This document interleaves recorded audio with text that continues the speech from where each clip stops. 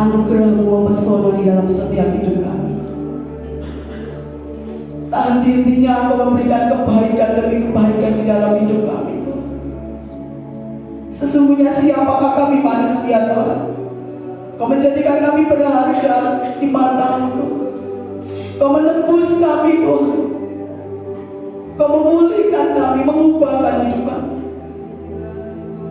Dan Kau menjadikan kami sama seperti Engkau. Tidak ada ucapan lain selain ucapan syukur yang dapat kami berikan kepadamu. Sebab kasih-Mu yang begitu besar di dalam hidup kami. Terima kasih Tuhan buat kasih dan anugerah. Terima kasih buat kebaikan-Mu Tuhan saat pagi hari. Kami mau lebih dan lebih lagi menyukakan Engkau lewat pujian kami Tuhan. Lewat pengagungan kami. Taruh roh puji, taruh roh sukacita Tuhan di dalam mulut. Sehingga kami boleh memberi yang terbaik bagi Engkau Tuhan. Di dalam nama Yesus, setiap kita yang mau lebih dan lebih lagi memuji, memuliakan nama Tuhan, sama-sama kita mau katakan amin, haleluya. Apa kabarnya Bapak Ibu Saudara? Terbaik karena yes, haleluya, kemuliaan bagi nama Tuhan. Kita adalah umat yang berharga di hadapan Tuhan, amin. Sebelum lebih lagi memuji nama Tuhan, katakan samping kanan kirimu, Engkau berharga di hadapan Tuhan.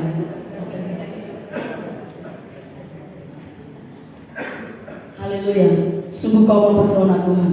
Kau mengubahkan hidup kami, menjadikan kami sama seperti Engkau. Haleluya.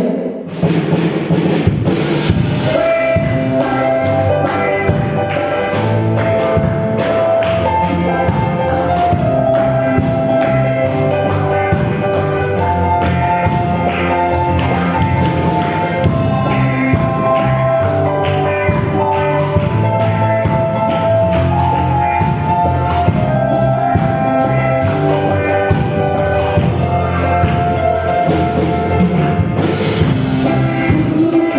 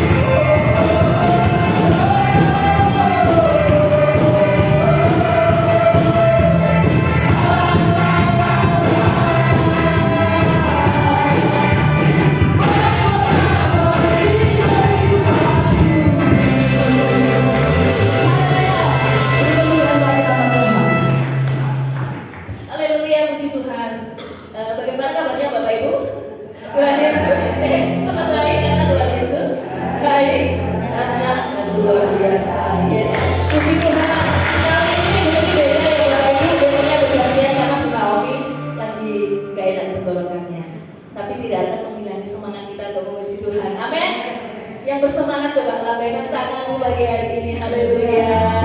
Kiranya Tuhan sangat disenangkan dengan pujian yang keluar dari mulut dan hati kita. Amin. Yesus benteng hidupku. Ku tak gentar, ku tak takut. Sebab Tuhan, Engkau yang bentengi kami. Terima kasih Tuhan.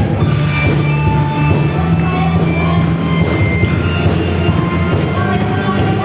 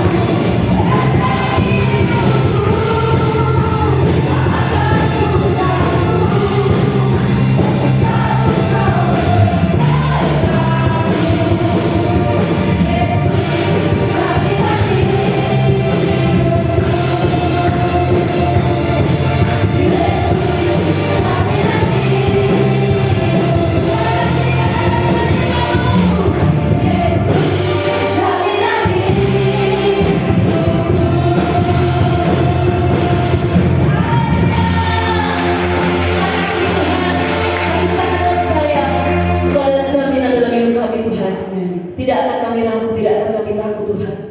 Terima kasih Tuhan. Sungguh tak pernah terbatas kuasa untuk mengangkat kami, untuk memulihkan kami, untuk menjadikan kami menjadi pemenang-pemenang di dalam Tuhan. Kami bersyukur Tuhan untuk segalanya. Terima kasih Tuhan, terima kasih Yesus.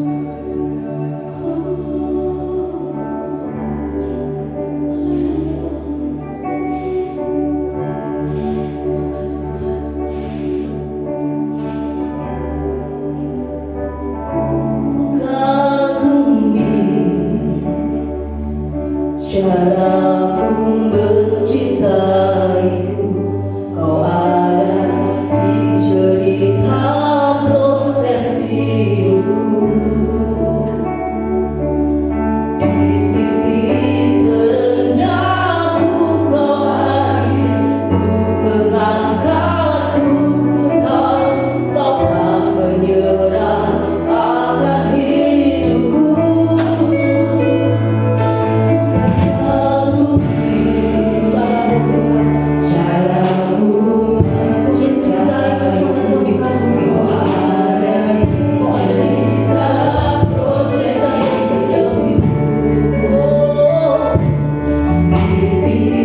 Terendahku kau hadir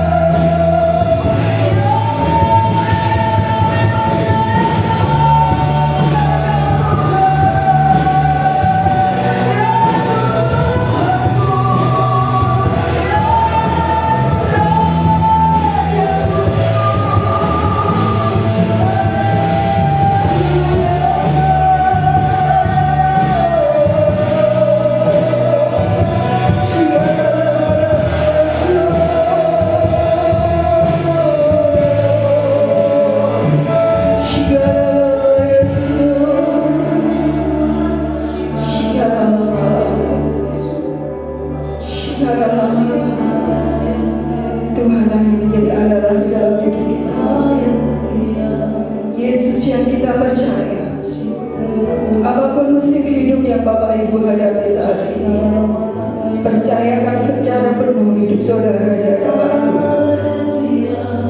Tuhan mampu mengangkat setiap hidup kita. Setiap beban apapun yang saat ini, sakit, penyakit, beban hidup, Tuhan Yesus hadir di tengah ini. Karena kuasa Tuhan tidak pernah terbatas di dalam kehidupan saya dan saudara.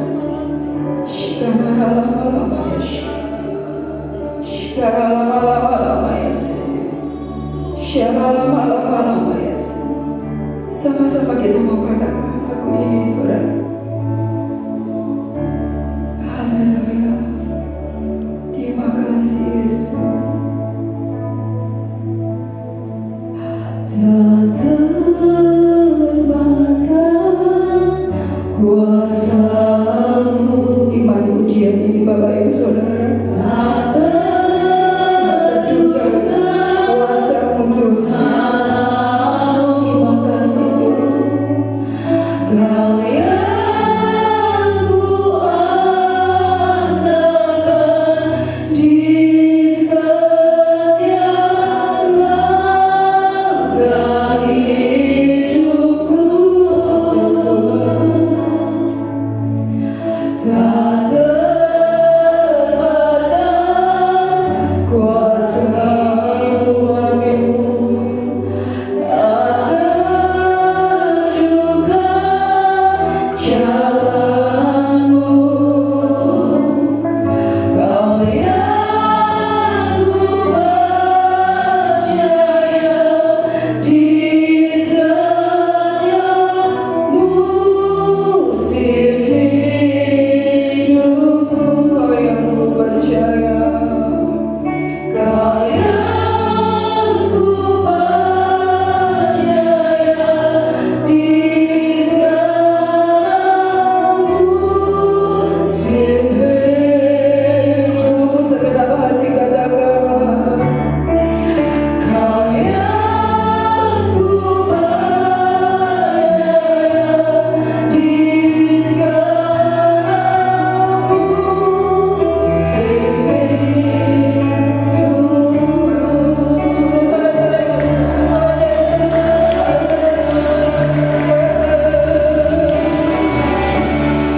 Benar Tuhan, di segala musim hidup kami, Engkau Allah yang kami andalkan. Engkau Allah yang kami percaya bahwasanya Engkau Allah yang kami sembah, Allah yang berkuasa. Kasih-Mu sempurna, Kasih-Mu nyata atas kehidupan kami. Kasih sayang-Mu luar biasa atas hidup kami, Tuhan. Di titik terendah pun Tuhan Kau ada dalam hidup kami. Segala musim apapun yang kami hadapi Tuhan, Kau ada di tempat ini Tuhan. Terima kasih Tuhan. Sungguh kuasa-Mu sungguh luar biasa, tak terbatas oleh apapun juga Tuhan. Terima kasih Tuhan Yesus. Lebih lagi saat ini kami akan firman-Mu Tuhan. Urapi hamba-Mu Tuhan yang akan sampaikan kebenaran firman-Mu. Dengan urapan yang daripada Engkau, minyak yang baru terus Tuhan Kau curahkan atas kehidupan hamba-Mu saat ini Tuhan. Terima kasih. Kami siap mendengarkan firman-Mu pada saat pagi hari ini. Hanya di dalam satu nama Tuhan kami Yesus Kristus, kami dulu diam mendengarkan firman-Mu. Haleluya. Amin. Puji nama Tuhan. Silakan duduk Bapak Ibu Saudara kasih Tuhan.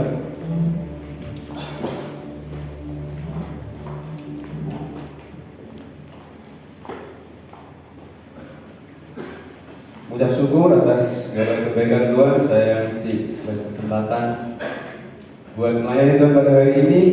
Walaupun beberapa hari ini saya sedang sakit, flu, batuk. Jadi di awal ini saya minta maaf kalau nantinya saya akan batuk sedikit. Minta maaf. Nah, haleluya. Puji Tuhan. Haleluya, puji Tuhan. Amin. Puji nama Tuhan. Namun walaupun sakit tidak akan menurutkan saya untuk melayani Tuhan. Kalau pada hari ini kita akan melanjutkan yang khotbah saya yang lalu. Kalau Bapak Ibu Saudara masih ingat, khotbah saya 3 minggu lalu, enggak sebulan yang lalu, itu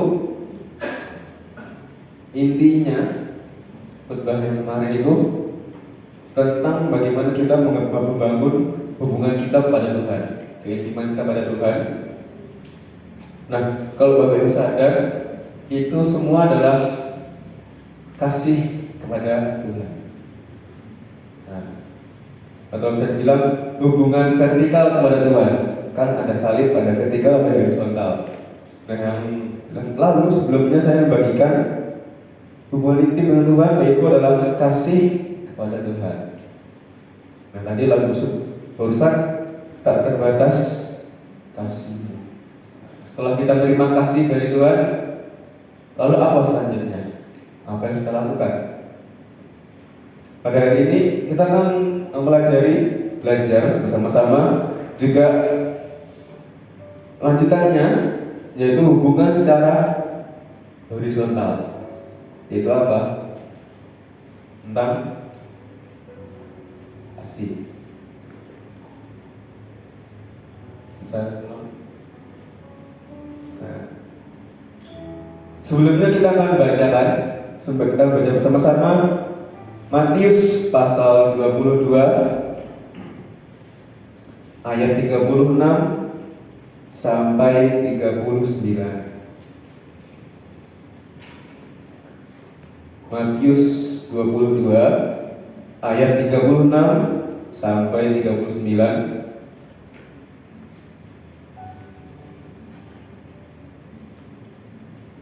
Kita akan baca bersama-sama renungan ketiga ya. 1, 2, 3.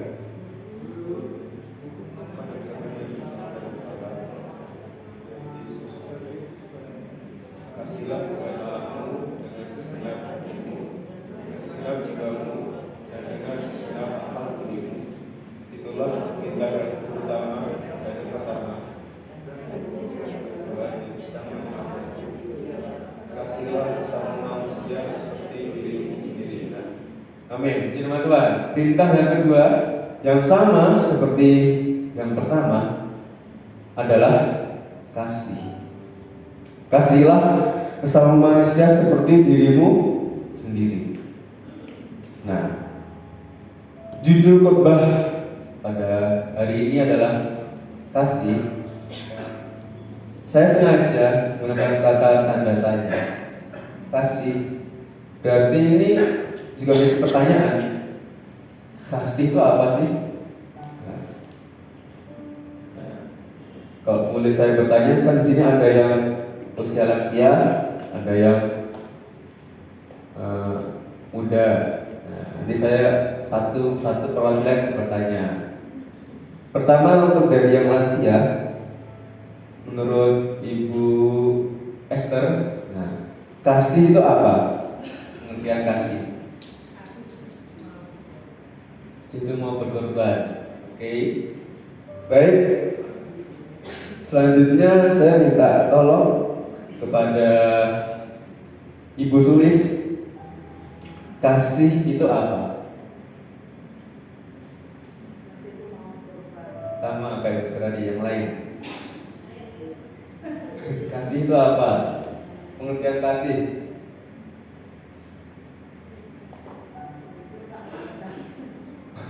Kasih itu tak terbatas. Oke. Nah, sekarang kita akan lihat pengertian kasih menurut KBBI. Menurut KBBI, kasih adalah perasaan sayang, cinta, atau dan suka kepada. Sebagai misalnya, supaya kita lebih paham lagi, misalnya saya suka sama seseorang. Nah, berarti saya menaruh perasaan kasih kepada dia, menaruh kasihku kepada seseorang ini, itulah namanya kasih. Atau kalau sekarang mungkin ngomongnya cinta gitu ya, cinta, sayang, itu kasih menurut Kamus Besar Bahasa Indonesia.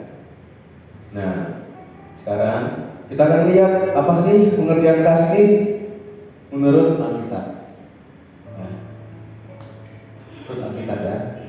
Yang pertama, yang bisa kita baca tadi, kasih itu adalah sebuah perintah dari Tuhan. Nah, tadi kan kita bacakan, guru, perintah manakah yang terutama dalam Taurat? Lalu Yesus ngomong, kasihlah Tuhan Allahmu dengan segala hatimu. Terus yang kedua, kasihlah sama manusia seperti dirimu sendiri. Jadi kasih adalah perintah dari Tuhan. Namanya perintah, bahkan dari Tuhan sendiri. Berarti yang harus kita lakukan apa? Kalau Tuhan kasih perintah mengasihi, berarti harus dilakukan. Contoh, saya suruh Espen ngambil mic. Nah, itu sebuah perintah. Nah, tapi setelah saya kasih perintah sama Espen, kira-kira Espen bisa menolak apa enggak? Bisa. Enggak mau. Mungkin lagi sibuk, lagi kerjaan apa, enggak bisa. Bisa. Ternyata perintah ini bisa ditolak juga. Juga ada kata-kata kalimat yang ada sekarang ini, perintah atau aturan ada untuk dilanggar. Perintah yang dari Tuhan ini akan kita langgar juga. Perintah dari Tuhan itu untuk mengasihi. Perintah dari Tuhan. Nah, kalau ada perintah tadi, berarti tentu saja akan ada namanya pilihan. Pilihan untuk mengasihi atau tidak. Siapa yang memilih? Diri kita sendiri. Tuhan memberikan perintah supaya kita mengasihi, tapi balik lagi, Tuhan tidak memaksa. Mau kita mengasihi atau tidak, itu ternyata pilihan kita sendiri. Kita nggak bisa, Tuhan nggak bisa maksa kita ternyata. Pilihan kita sendiri. Mau mengasihi atau tidak, mau mentaati perintah Tuhan atau tidak.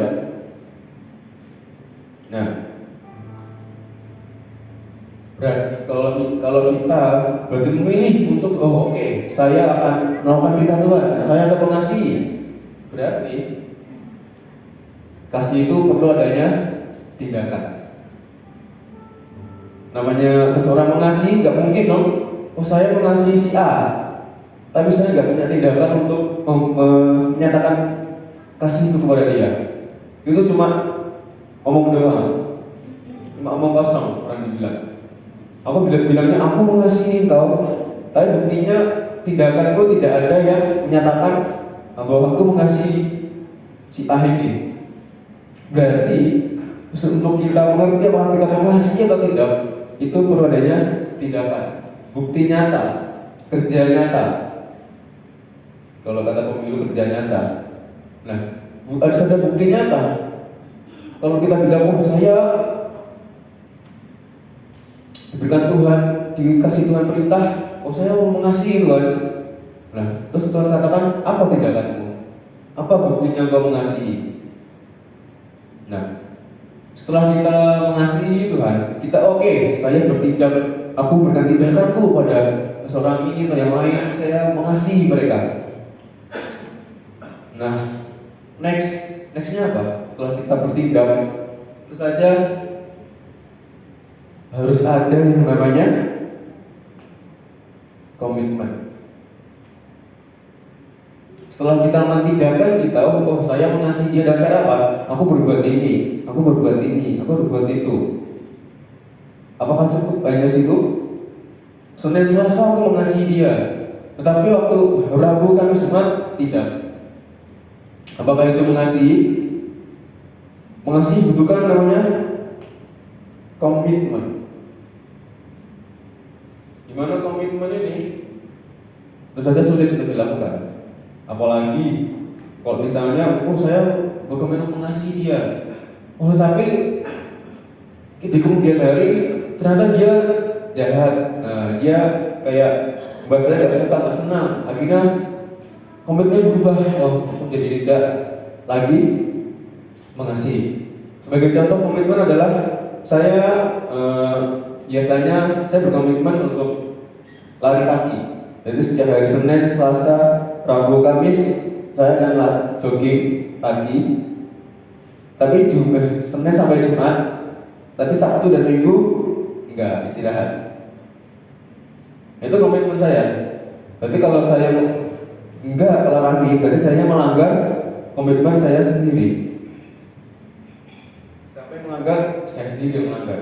Dengan sengaja, oh mungkin karena capek, aku lelah karena melakukan banyak hal, akhirnya aku enggak, stop dulu lah, lari dulu, stop dulu, istirahat aja. Nah, kasih juga demikian. Kita nggak bisa, aduh capek Tuhan, capek tuh kasih terus Tuhan, komitmen ini masih capek Tuhan. Dia terlalu, kalau dikasih hati makin melunjak. Nah, seperti itu. Apakah kita masih bisa mempertahankan komitmen kita ketika kita tahu kalau ternyata keadaannya semakin tidak baik? Karena ini adalah perintah dari Tuhan sendiri. Kita, kalau saya boleh bacakan di dalam 1 Yohanes pasal 4 ayat yang ke-16. Saya akan bacakannya ya. 1 Yohanes 4 ayat 16. Kita telah mengenal dan telah percaya akan kasih Allah kepada kita. Allah adalah kasih, dan siapa yang tetap tinggal di dalam kasih, ia tetap tinggal di dalam Allah, dan Allah di dalam dia. Barang siapa tetap dalam kasih, tetap, berarti komitmen melakukan hal yang sama. Barang siapa tetap dalam kasih, berkomitmen untuk tetap terus mengasihi, berarti ia tinggal di dalam Allah. Kita yang mengasihi, kita tinggal di dalam Allah, dan Allah tinggal di dalam kita. Berarti kalau misalnya kita berhenti mengasihi, berarti kita tinggal di mana? Kalau kita mengasihi, kita tinggal di dalam Allah, di dalam Allah. Berarti kalau kita nggak mengasihi, berarti kita di dalam, nggak tahu di dalam mana. Kita di mana saat itu? Nah, sebuah komitmen yang perlu kita mengerti bahwa kasih, perintah dari Tuhan ini nggak cuma jarang-jarang aku ngasih ini itu, tapi perlu namanya tindakan dan komitmen. Nah, saat ini kita akan masuk dalam 3 poin besar kita. Ini baru definisi 3 poin besar kita. Yang pertama adalah kasih itu milik. Pertanyaan, apakah kasih itu memilih? Bapak Ibu Saudara bisa menjawabnya dalam hati masing-masing. Benar gak sih kasih itu memilih?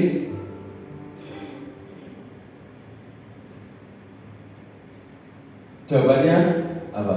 Kira-kira kasih itu memilih apa enggak? Aku mengasihi kalau jawabannya adalah kasih itu bukan memilih. Ada sebuah statement, kalimat, aku mengasihi kalau aku dikasihi. Aku akan kasih kamu A kalau kamu kasih aku B. Atau mungkin aku akan kasih kamu B asal kamu kasih aku A. Apakah kasih jadikan seperti itu? Aku mengasihi asalkan aku dikasih terlebih dahulu. Ketika aku mendapat, aku akan memberi. Tapi bagaimana kalau kita nggak mendapat? Apakah kita akan tetap memberi? Apakah kita bisa memberi? Kasih itu tidak memilih. Kalau mengasihi ya mengasihi aja. Saya punya sebuah pengalaman waktu sekolah kitab. Jadi waktu itu ada teman saya butuh sesuatu. Dia butuh, saya lupa barang apa dulu lupa. Jadi dia butuh sesuatu, lalu ternyata saya punya. Tak kasih lah. Ya ini aku punya, pakai dulu. Oh iya, makasih ya gitu. Terus besoknya anak ini dia dapat berkat. Dia dapat roti jajan. Terus dipanggil aku, gini tak kasih ini. Oh iya makasih. Nah, senang. Nah, tapi di kemudian hari besok-besoknya dia nggak dapat apa-apa dari aku lagi, karena mungkin dia nggak butuh lagi. Terus dia dapat berkat, aku nggak dipanggil ternyata, nggak dipanggil lagi, nggak dikasih lagi ternyata. Aku sampai aku sengaja lewat ke kasurnya, aku lewat, kan kita tinggal asrama. Aku sengaja lewat ke mau lihat lemari aja, juga nggak dipanggil.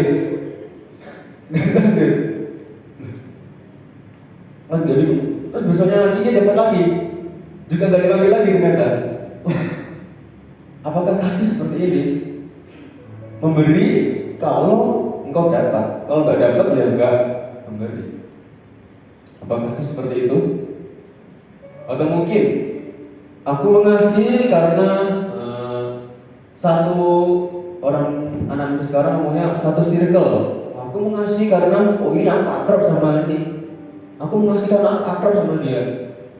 Aku setiap hari ngobrol sama dia, curhat sama dia. Aku mengasihi dia. Di mereka yang nggak pernah ngobrol sama aku, ya nggak tak kasihi lah. Siapa mereka? Mereka nggak pernah dekat sama aku. Apakah kasih seperti itu?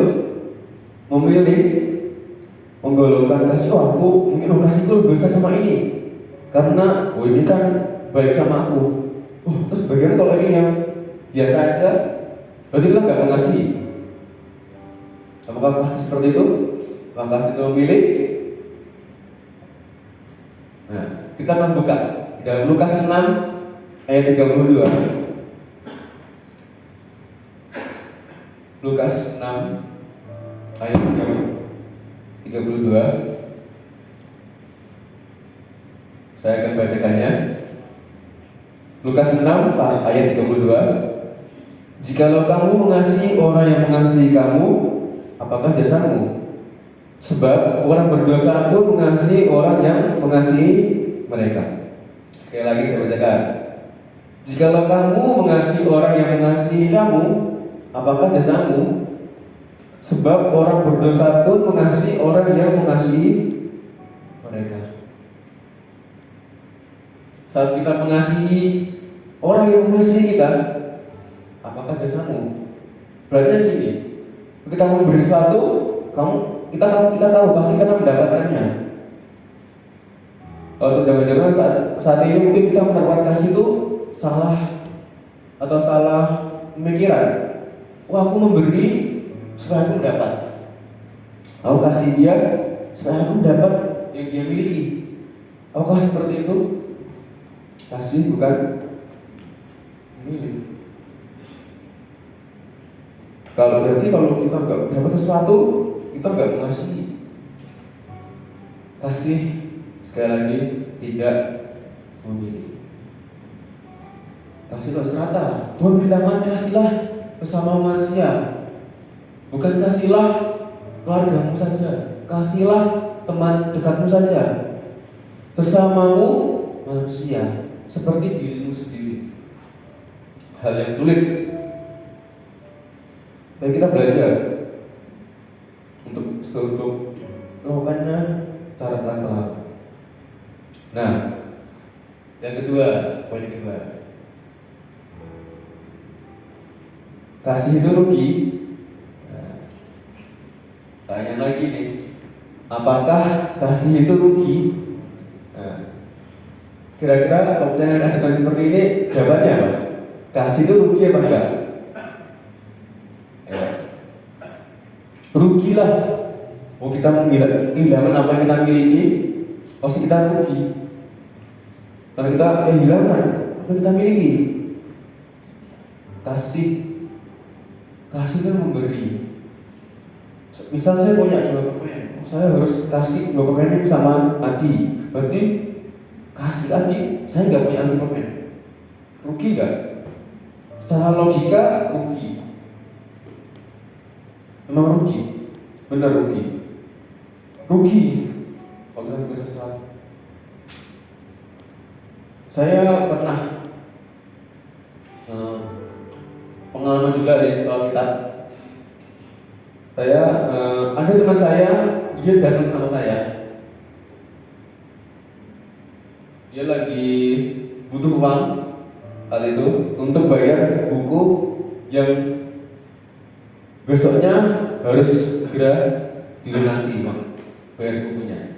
Ngomong ke saya, pinjem uang. Pinjem uang ke saya. Oke, saya kasih. Nah, sebelumnya saya di sekolah kita itu sudah berkomitmen untuk tidak mengambil uang di ATM-ku. Jadi aku di sana hidup dengan uang yang ada di dompetku. Cuma itu selama 9 bulan. Itu pun kalau orang tua datang, itu pun cuma 2 kali kayaknya, enggak 3 kali. Itu dari sana 4 hari itu aku dapat uang. Dan juga di sana ada namanya bayar baju kamar, jersey kamar, jaket kelas, jaket angkatan, kaos musik. Itu saya total kira-kira itu sudah 1 juta sendiri, cuma bayar itu semua. Nah, berarti saya sebenarnya nggak punya uang dong. Uang saya ya nggak begitu melimpah. Mungkin saya punya uang tapi di ATM. Saya sebelum soal kita, saya sudah berkomitmen saya nggak akan ambil uang di ATM. Terus datanglah temanku itu pinjam uang. Sampai saya lakukan, saya kasih. Nih, tak kasih. Dan kedepannya sampai sekarang apa yang terjadi? Nggak dikembalikan uangnya, nggak pernah dikembalikan.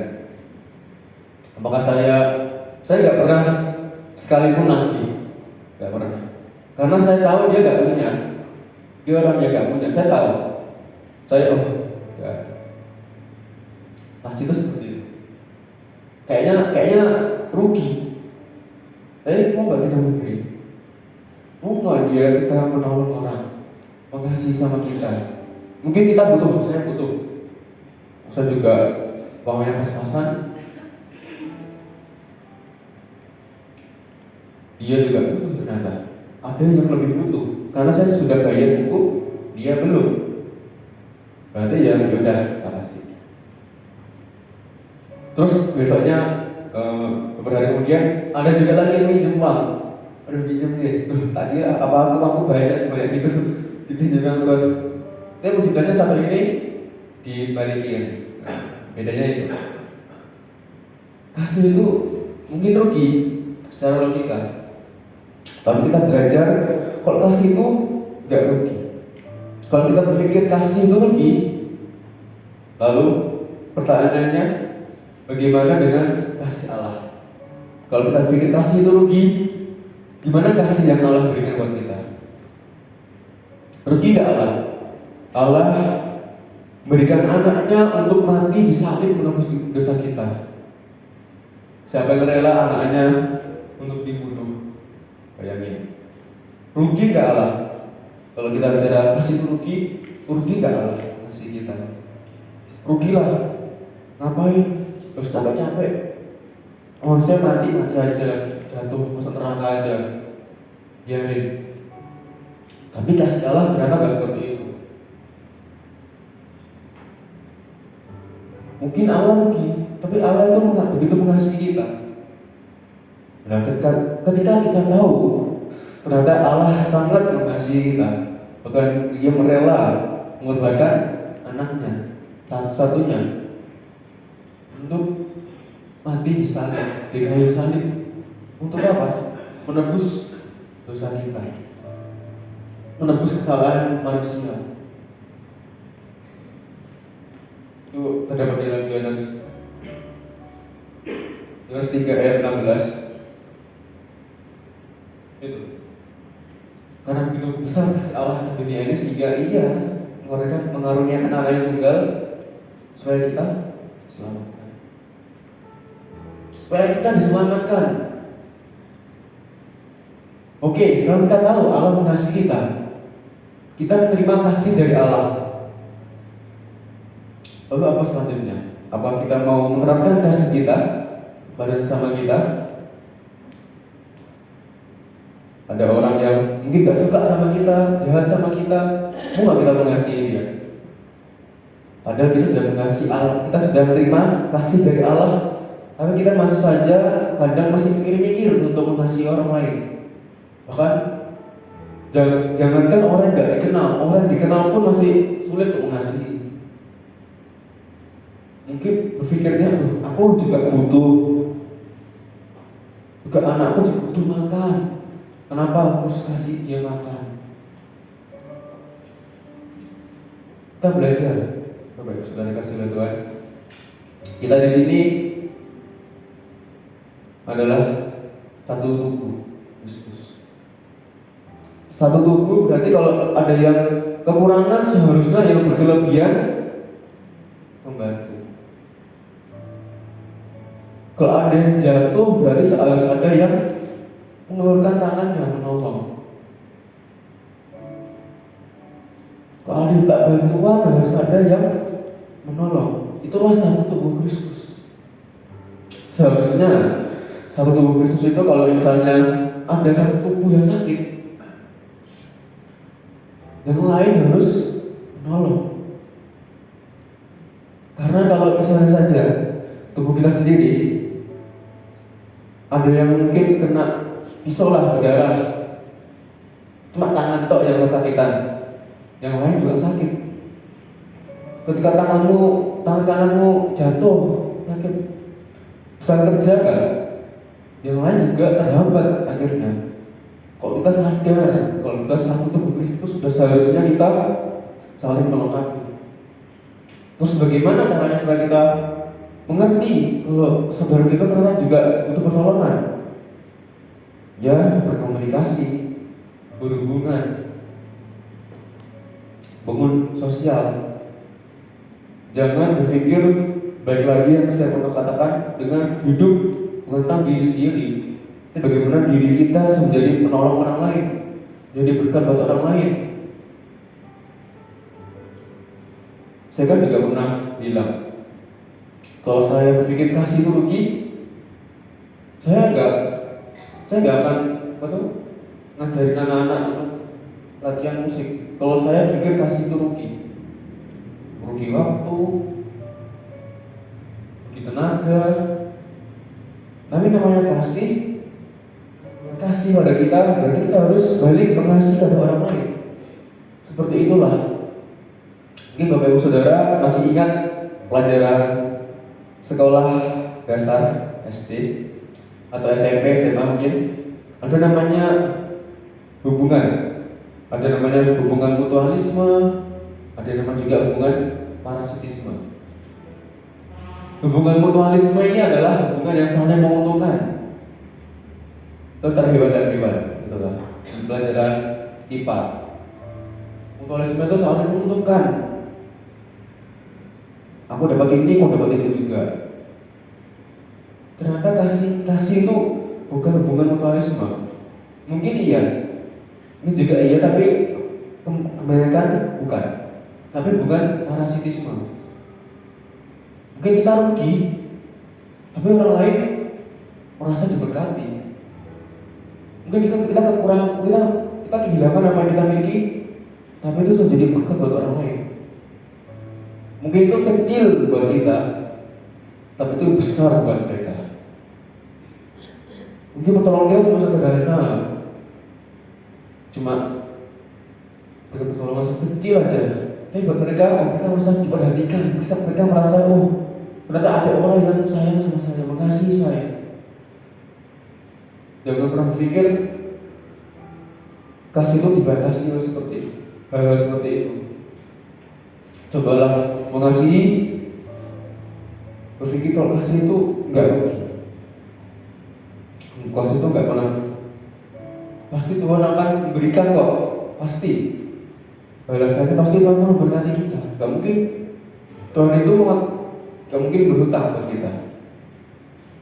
Kalau kita mengasihi orang lain, ada saya lupa cari, ada banyak ayat di sini. Ada yang mengatakan kalau engkau memberi seorang ini sama seperti kau mau beri dengan aku, beri setangkir air buat orang.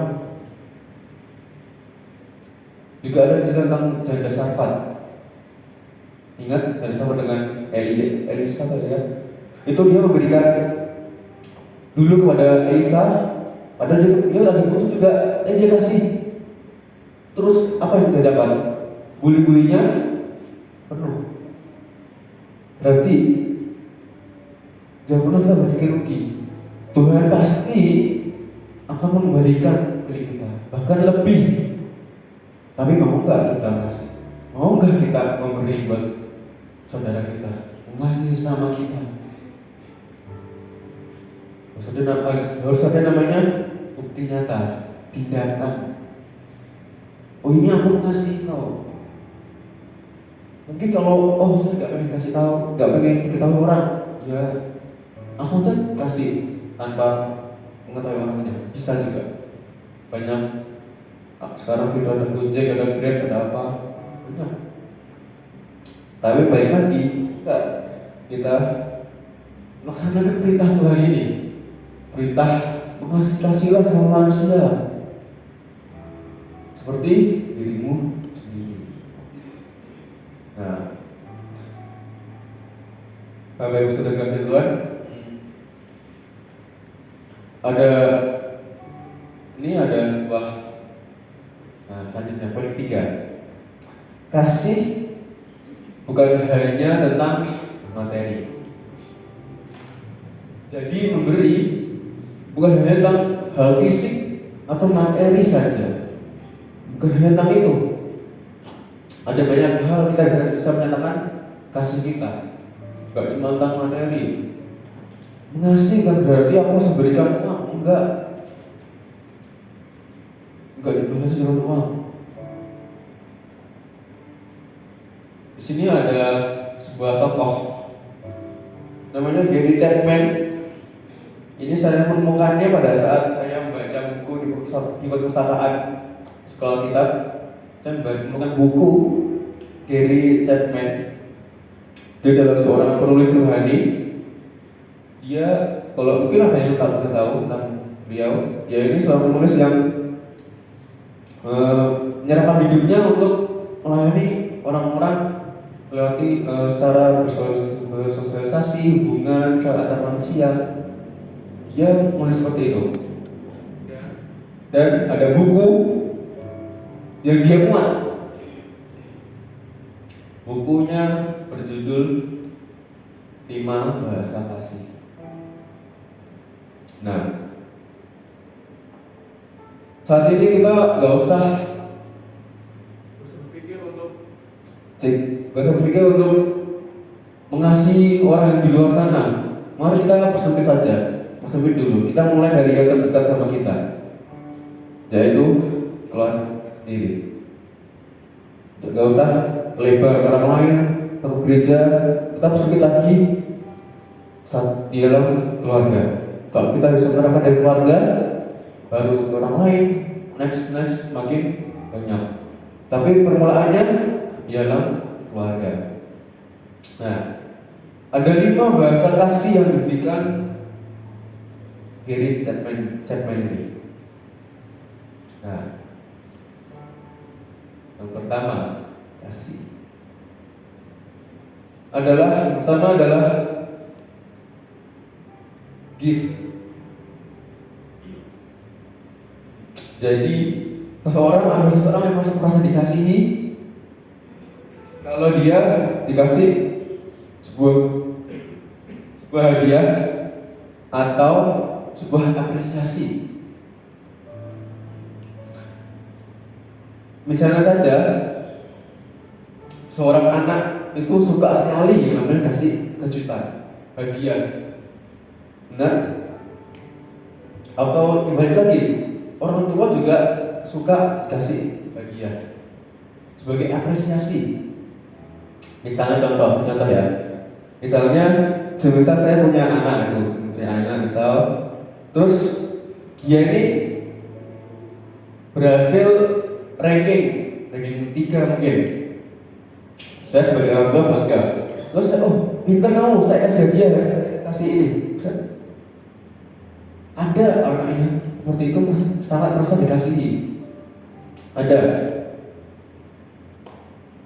Dia merasa sangat dikasihi, atau mungkin kita, oh karena kamu tadi pintar ranking 1, tak buatin masakan favoritmu.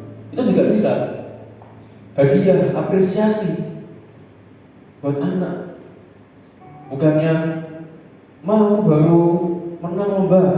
Oh, terus digituin, cuma digituin. Kira-kira anak merasa senang apa enggak digituin? Enggak. Alasan, kok orang tua kayak gini sih?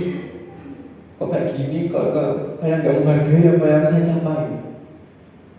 Dibalik lagi untuk anak-anak, orang tua juga kadang suka dikasih hadiah, walaupun sederhana, kecil, mungkin murah, tapi ketika itu dikasih, senang.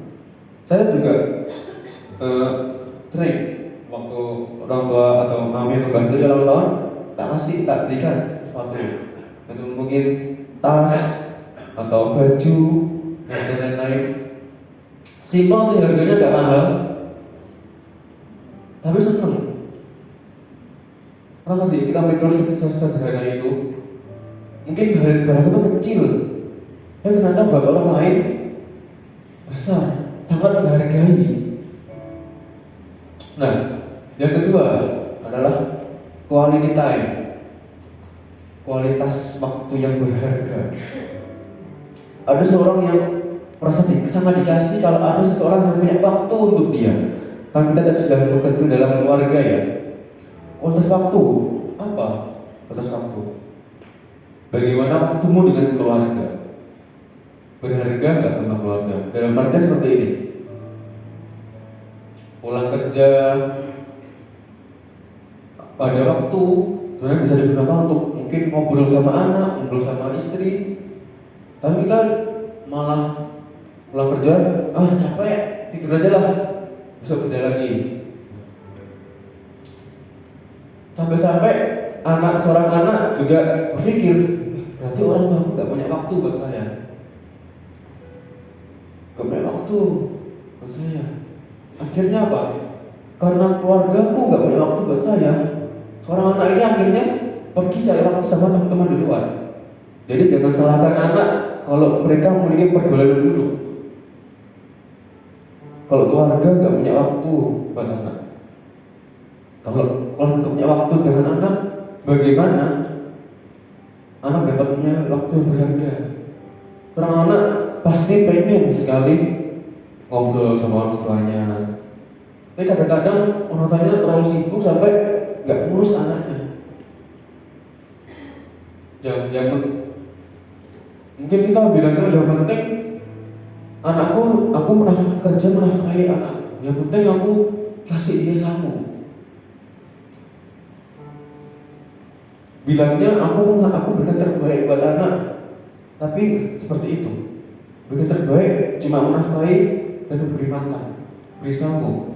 Saya mau katakan itu bukan beri terbaik buat anak. Itu sudah kewajiban, bukan beri terbaik buat anak. Itu adalah kewajiban. Sudah kewajiban seorang orang tua memenuhi kebutuhan anaknya. Dan bagaimana anak kadang merasa zaman sekarang ini anak-anak sukanya main HP, sukanya jalan keluar. Kenapa? Ya karena keluarganya nggak punya waktu buat dia.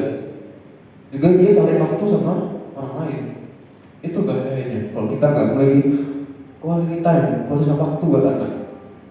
Nah, yang ketiga adalah physical touch. Nah, ini adalah sentuhan ya, cara ini. Mungkin bisa bergandengan tangan, memeluk, bisa juga. Ada seorang yang merasa dikasihi kalau dia disentuh. Dalam artian mungkin dia lagi sedih, lagi sendirian, ternyata dia cuma perlu dirangkul aja. Nggak perlu dirangkul, karena dia nggak apa-apa. Perlu seperti itu saja kita senang. Anak kita lagi dalam kesulitan, terus kita bilang, Allah kau nonton aja cengeng, itu toh Ini gimana? Benar kita, oh iya, terus dirangkul, gak apa-apa. Ubah, memberi itu juga pada orang lain juga bisa. Kenapa bro? Kenapa kok kayak gini? Kenapa mulai masalah seperti ini? Ayo ngobrol. Bisa seperti itu. Kasih itu gak cuma tentang materi, tapi bagaimana hidupmu menjadi berguna buat orang lain. Dan selanjutnya adalah act of service, adalah tindakan untuk melayani. Bagaimana tindakan kita untuk melayani adalah sebagai misal adalah ada seseorang yang sangat dikasihi kalau dia dilayani. Bukan berarti dia pengen jadi seorang yang bos besar pengen dilayani, enggak. Ada yang merasa sangat dikasihi kok dengan hal-hal kecil aja. Mungkin orang tua yang menyiapkan makanan buat anaknya, itu contoh hal kecil mungkin. Mungkin kita berpikir, anakku kan bisa nyiapin makanan sendiri, bisa makan sendiri. Tapi kita berikan, ternyata anak itu sangat bahagia. Aku sangat, dia merasa dikasih oleh keluarganya. Itu bisa juga tidak untuk dilayani. Ketika sakit, kita ambilkan minum. Saat kita sedang jatuh, diobati. Tindakan untuk melayani. Seorang anak atau orang tua pasti senang kalau diperhatikan, dikasih pelayanan. Dan mungkin karena kita berpikirnya, kita udah besar kok, gak perlu lagi seperti itu. Itu adalah hal yang keliru. Ternyata mereka perlu seperti itu. Nah, yang terakhir adalah word of affirmation. Affirmation adalah kata-kata mendukung atau kata-kata positif yang kita katakan untuk menolong seseorang. Contoh, tadi saya sudah waktu di sini. Jadi ada yang tadi kan ranking sampai dengan 3 kan. Saya bilang saya bangga sama aku, bangga sama kamu nak. Kamu keren, bagus. Nah itu contoh-contoh mungkin hal sepele tapi kadang kita lupakan. Hal yang kecil, mungkin anakmu sedang jatuh terus berdarah. Alah, kalau tahu berdarah nangis sedang bangun. Kalau obatnya dewe. Nah, harusnya apa kita lakukan? Ayo, gak apa-apa, berdiri. Gak apa-apa, diobatin. Itu mungkin hal kecil tapi kadang kita pikirnya itu hal yang sepele. Tapi kadang itu menjadi hal yang sangat dibutuhkan oleh seorang anak. Bagi kita bisa terus beri kata-kata pendukung. Mungkin orang tua kita atau berbagai anak, orang tua kita terus suatu kita bilang mau dibantu apa, harus dibantu apa enggak. Walaupun sebenarnya nggak perlu dibantu, tapi kadang cukup mengatakan aja orang tua udah seneng. Rasa dikasih, diperhatikan. Kasih itu seperti itu, bahasa kasih, bahasa cinta. Gak cuma tentang materi saja kita dapat terapkan. Kalau kita bisa menerapkan dalam keluarga kita pribadi, baru kita ke orang lain, baru kita mengasihi orang lain. Gak usah muluk-muluk mengasihi orang yang gak kita kenal. Kalau orang yang terdekat kita aja, keluarga kita aja tidak mendapatkan kasih dari kita, perhatian dari kita. Yang namanya kasih itu harus dilatih setiap hari. Karena apa? Karena di dalam 1 Korintus pasal 13 ayat yang ke-8, 1 Korintus 13 ayat ke-8 Yesus berkata, kasih tidak berkesudahan, tetapi nubuat akan berakhir, bahasa lidah akan berhenti, pengetahuan akan ingat. Di ayat yang ke-13 dikatakan, demikianlah tinggal ketiga hal ini, yaitu iman, pengharapan, dan kasih. Tetapi yang paling besar di antaranya ialah kasih. Yang paling besar kasih, dan kasih tidak berkesudahan. Tapi bagaimana kalau hidup kita nggak punya kasih, nggak punya dampak buat orang lain? Apakah kita sudah melakukan perintah Tuhan? Perintah Tuhan adalah kasihlah sama manusia seperti diri sendiri, dan kita harus bertindak untuk mengasihi dan juga berkomitmen untuk terus mengasihi apapun yang terjadi. Sebagai kesimpulannya adalah tidak perlu alasan apapun untuk menyatakan kasih kita. Cukup dua kata, aku mengasihi. Titik. Tidak ada koma. Aku mengasihi. Jadi nggak ada alasan aku mengasihi kalau enggak. Aku mengasihi. Titik. Demikianlah firman Tuhan. Mari sama-sama kita berdiri. Kita akan angkat satu pujian, mengasihi lebih sungguh.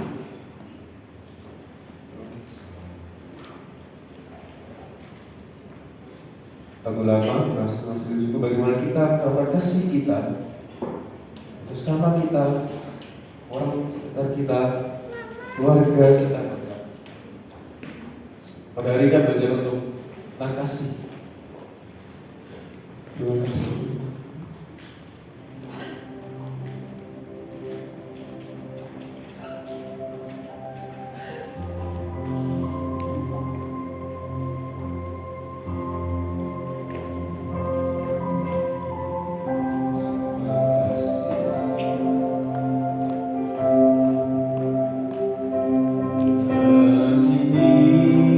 Tes. Mengasihi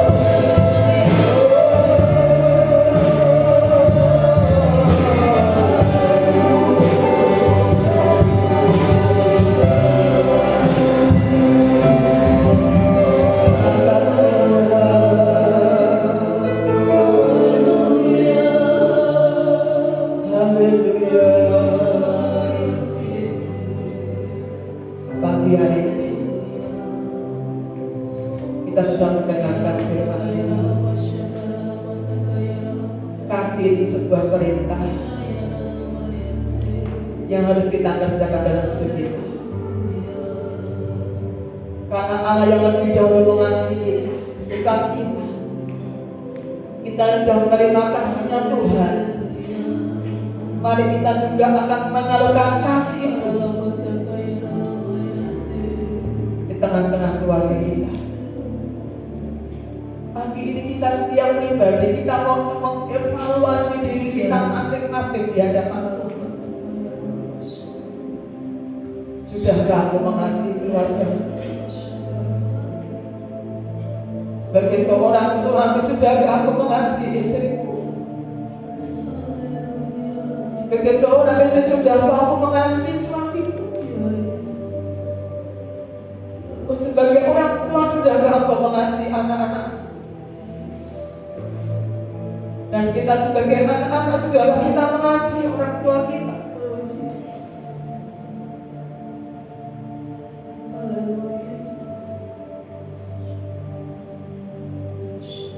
Sudahkah kita mengasihi orang tua kita, orang-orang di sekitar kita?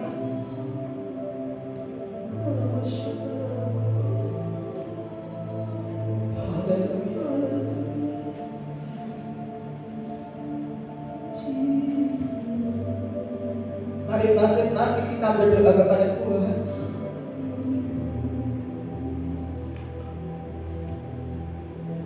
Kita minta kepada Tuhan, penuhi aku dengan kasih lebih lagi Tuhan. Kalau selama ini aku belum menyalurkan kasih kepada orang-orang yang terdekat, bukan kasih yang ku salurkan, tapi kebencian. Mari kita minta sama Tuhan, Tuhan penuhi aku dengan kasih.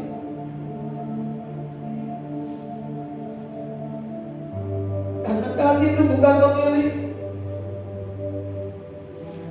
bukan ketika mereka balik pada kita baru mengasihi. Firman Tuhan mengajarkan kepada kita, ketika mereka, sekalipun mereka tidak baik dengan kita, sekalipun mereka menyakiti hati kita, mengecewakan kita, Tuhan katakan tetap mengasihi. Tuhan, tolong kami, kuatkan permukaan kami Tuhan, untuk melakukan perintah-Mu tentang kasih-Mu.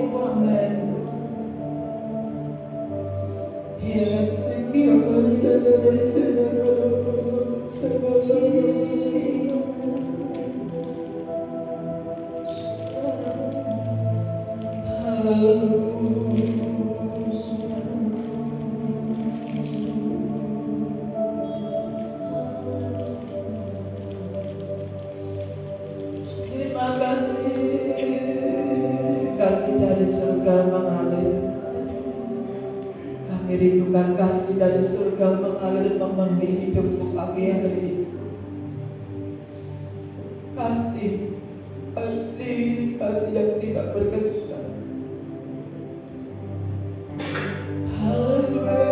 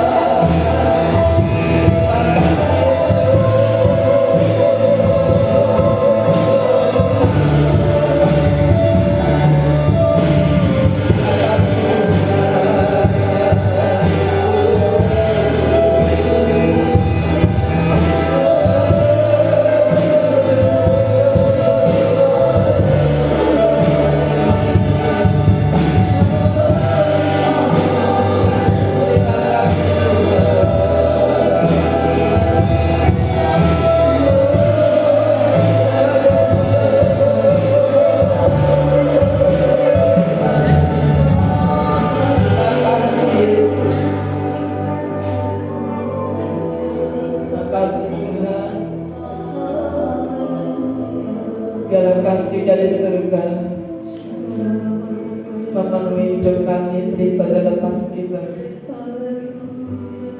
memenuhi keluarga kami masing-masing Tuhan, sehingga kami mampu untuk melakukan kasih dalam segala keadaan apapun Tuhan. Karena kasih itu sebuah perintah yang harus kami lakukan dalam kehidupan kami setiap hari. Dalam keadaan apapun Tuhan, kami mau terus belajar menabur kasih pada keluarga kami, pada orang-orang di sekitar kami, di mana Tuhan tempatkan dalam kehidupan kami. Kami sadar kami terbatas, kami kadang-kala merasakan tidak mampu Tuhan, kadang-kala kami kalah. Tetapi pagi hari ini Roh Kudus akan terus menolong kepada kami, memberikan kekuatan, kemampuan kepada kami, untuk kami terus mengasihi kepada Tuhan, mengasihi kepada sesama kami, mengasihi kepada Tuhan dengan bukti untuk kami mengasihi kepada sesama kami. Tidak mungkin kami mengatakan aku mengasihi Kau, Allah yang tak terlihat, sementara yang kelihatan di sekitar kami tidak bisa mengasihi. Tuhan, bila kasih-Mu terus memenuhi hati pikiran kami, seluruh kehidupan kami Tuhan. Walaupun untuk mengasihi Tuhan, untuk mengasihi itu kadang-kala berat Tuhan, tetapi Roh-Mu akan terus membantu kepada setiap kami. Nah, kasih berfirman-Mu pagi hari ini membawa kepada kami lebih lagi untuk mengasihi. Firman Tuhan katakan, kejarlah kasih, karena kasih itu adalah karakter Kristus. Kasih itu adalah fondasi untuk kami orang-orang percaya, yang membuat kami bisa kuat terus maju ketika kasih itu melingkupi hidup kami, memenuhi seluruh hidup kami. Terima kasih Tuhan. Mulai hari ini aku mau mengasihi, bukan kasih uang, bukan kasih kalau, tapi aku mau mengasihi apapun. Aku mau mengasihi. Aku mau mengasihi keluarga kami. Aku mau mengasihi orang-orang sekitar. Terima kasih Tuhan. Kau memberkati hamba-Mu yang sudah mempercaya untuk melayani firman Allah. Tambahkan hikmat, kekuatan, pengurapan yang lebih lanjut. Jadi kami jadi berkat-Mu Tuhan. Sertai dalam masa muda yang jadi kami jadi berkat. Setiap kami yang mendengar firman Allah diberkati oleh Tuhan. Yang sakit hari ini Tuhan, ada beberapa anak-anak-Mu yang menderita sakit, batuk pilek, panas, apapun sakit penyakit yang menimpa dalam kehidupan kami ini berlepas pribadi. Saat ini kami berdoa dalam nama Tuhan Yesus Kristus, sesungguhnya penyakit kami sudah Engkau tanggung di atas kayu salib. Oleh firman Yesus yang sakit kami berkata sembuh. Kami sehat Tuhan, kami sembuh karena Engkau dokter kami di atas segala nikmat. Yang lemah Kau kuatkan, yang susah dihibur, yang kurang dicukupkan oleh Tuhan, yang punya beban persoalan, beri kami kekuatan Tuhan, supaya kami mampu menanggungnya, karena segala perkara dapat ditanggung di dalam Yesus yang memberikan kekuatan kepada kami. Semua pelayan-pelayan yang melayani diberkati Tuhan, menjadi pelayan-pelayan yang semakin mengasihi Tuhan. Makasih Tuhan, Engkau memberkati Amida sepanjang itu. Engkau memberkati kota kami, bangsa kami diberkati oleh Tuhan. Sebentar kami akan memberikan persembahan, melakukan firman Tuhan, kuduskan. Apapun yang akan lakukan kami mau melakukan karena kami mengasihi Tuhan. Terima kasih manakala usai ibadah ini kepulangan kami dalam pertolongan Tuhan. Diberkatilah ketika aku masuk dalam rumah Tuhan. Diberkatilah ketika aku pulang dari tempat ini. Diberkati kesehatan, diberkati keuangan, diberkati keluarga, usaha pekerjaan bisnismu disertai dibuat Tuhan berhasil. dijadikan jadi berkat di berkat sekolah, kuliah, dan pelayanan. Ketika aku di rumah, keluar rumah, jadi Tuhan akan menjaga keluar masuk. Ketika aku di rumah, keluar rumah, saat ini terimalah anugerah, mukjizat dan berkat yang datang dari Bapa di surga, kasih sayang daripada Tuhan Yesus Kristus, dan persekutuan Roh Kudus menyertai hidup mulai hari ini sampai Maranatha. Tuhan datang kembali menjemput umat yang setia sampai akhir hidup. Terimalah berkat di dalam nama Tuhan Yesus Kristus. Yang diberkati sama-sama katakan